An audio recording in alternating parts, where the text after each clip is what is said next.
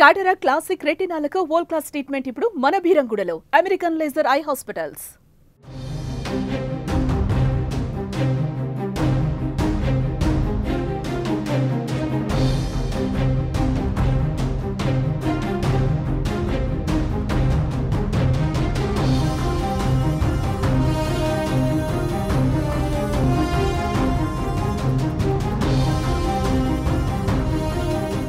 హిమాచల్ ప్రదేశ్లో భారీ వర్షాలు బీభత్సం సృష్టిస్తున్నాయి. ఆకస్మిక వరదలు, గ్యాప్ లేకుండా కురుస్తున్న వానలతో హిమాచల్ ప్రదేశ్ చిగురుటాకులా వణికిపోతుంది. ఈ ప్రకృతి విపత్తులో భారీగా ఆస్తి ప్రాణ నష్టం సంభవించింది. పెద్ద సంఖ్యలో ఇళ్లు కొట్టుకుపోయాయి. మౌలిక సదుపాయాలు దెబ్బతిన్నాయి. దీంతో అక్కడ ప్రజాజీవనం అస్తవ్యస్తంగా మారింది. భారీ వర్షాలకు అక్కడ పరిస్థితులు అత్యంత దారుణంగా మారాయి. తాజాగా ఓ బ్యాంకుని భారీ వరద ముంచెత్తింది.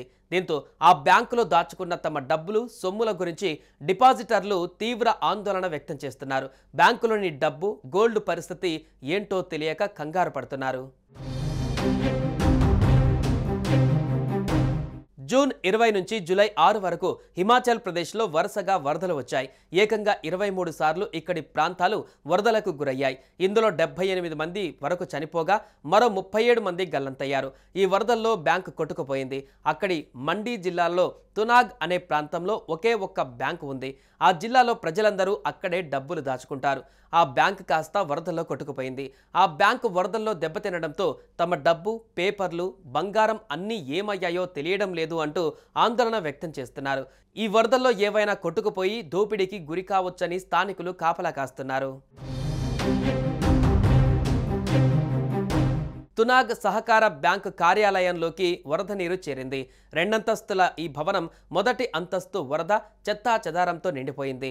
వరద తీవ్రతకు బ్యాంక్ షట్టర్ ఒకటి ఊడిపోగా మరో 2 షట్టర్లు దెబ్బతిని ఊడిపోయేందుకు సిద్ధంగా ఉన్నాయి.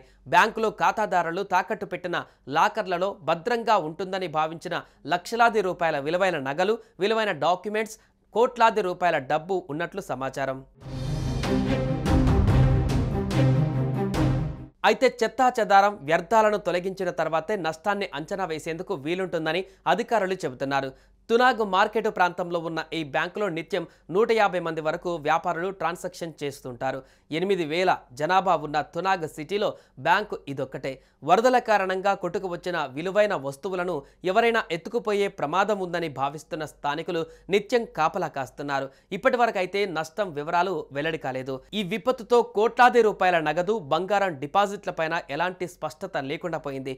తమ ప్రాంతంలో ఉన్న బ్యాంకు ఇదొక్కటేనని, చాలా కాలం నుంచి ఇది నడుస్తుందని, ఇందులో ప్రతిరోజు భారీ సంఖ్యలో లావాదేవీలు జరుగుతుంటాయని, ఇప్పుడు అందులో ఉంచిన నగదు, బంగారం, పత్రాలు ఏమై ఉంటాయో అని డిపాజిటర్లు ఆందోళన వ్యక్తం చేస్తున్నారు. సుమన్ టీవీలో మీ పర్సనల్ అండ్ బిజినెస్ ప్రమోషన్స్ కోసం కింది నెంబర్కి కాంటాక్ట్ చేయండి.